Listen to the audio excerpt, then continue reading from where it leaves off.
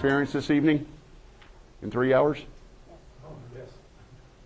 No, what you're going to get is the nuts and bolts of how to effectively manage your rental property.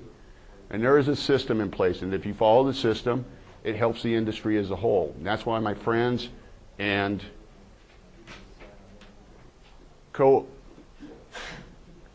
bless you, and others ask me why I'm cutting my nose off to spite myself teaching this class. If everybody did it the same way, would it not help the industry as a whole? That's why I teach this class. I've been teaching this class for about 6 or 7 years now. Okay?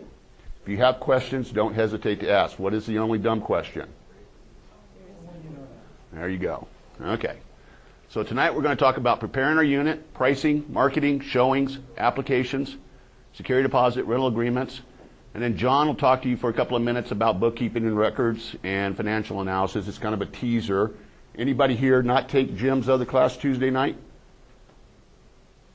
So you may want to consider taking the other classes that Jim provides. They're very informative. Anybody not like his class? He's not as good looking as me, though, is he? Doesn't have as much hair as me, and he's probably not as funny as me, but that's okay. We like him anyway. Then we'll talk about evictions, professional management companies, and we'll be referring to the reference page, which is the second page to the last in the book that does not include the loose handouts in there. And then there will be a survey sheet. Okay? A good, clean, decent, safe place for our tenant to live. That's what we strive for. If we need to paint our unit, what color should we probably think about using? Off-white color. And think about using a semi-gloss latex-based paint. More durable and washable. What unit would we use a flat-based paint in? An owner-occupied unit, not a tenant-occupied unit. Can you wash flat-based paint? Okay, so keep that in mind. And I personally just don't care for high-gloss paint, even in bathrooms and kitchens. A good thorough cleaning of the unit should be done, including underneath the stove and refrigerator. If you have ceiling fans, do you like to look at those blades up there? You got to do it. Okay, and we're talking about windows inside and out. Screens, you may have to clean those on occasion. Okay? Look at the entire unit.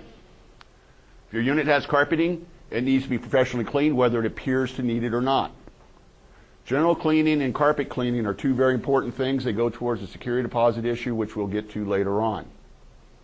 Okay? Of course, all trash and debris should be removed from the unit. If you have a yard, make sure it's in good order. After doing all the rehab work, ask yourself, would I live here? If you see any deficiencies, do you think your prospective tenants will see the same deficiencies? Get them taken care of. If we have wallpaper in our unit and it's starting to peel on the corners and maybe it's torn a little bit and needs to be taken down, are we going to replace wallpaper with more wallpaper? If we got drapes in our unit and they're getting a little ratty, a little old, a little frayed, are we going to replace drapes with more drapes? No. What are we going to replace them with? Blinds. Why are we doing these things? And appealing to who? The masses. Okay? So if we're having to rehab, and I mean really rehab our unit, new carpeting, new walls, new flooring, what do we want to stick to? Neutral.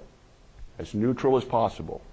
Doesn't mean you can't put a little accent into the unit, but take your personal taste out of it. Appeal to the masses. Okay?